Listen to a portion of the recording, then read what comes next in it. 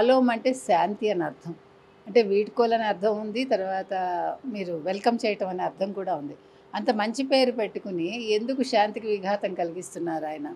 ఎందుకు కొందరి మనోభావాలు దెబ్బతీసేలాగా మాట్లాడుతున్నారు? మహిళలని మీరెందుకు కించపరుస్తున్నారు? బజారు మనుషులే మల్లెపూలు పెట్టుకుంటారు అంటే, అంటే అది స్త్రీలను అండమేగా. అంటే క్రిస్టియానిటీలో ఉండేవాళ్ళు, లేదు దేవుణ్ణి నమ్మిన వాళ్ళు, వాళ్ళ దేవుణ్ణి నమ్మిన వాళ్ళు మల్లెపూలు పెట్టుకోరు.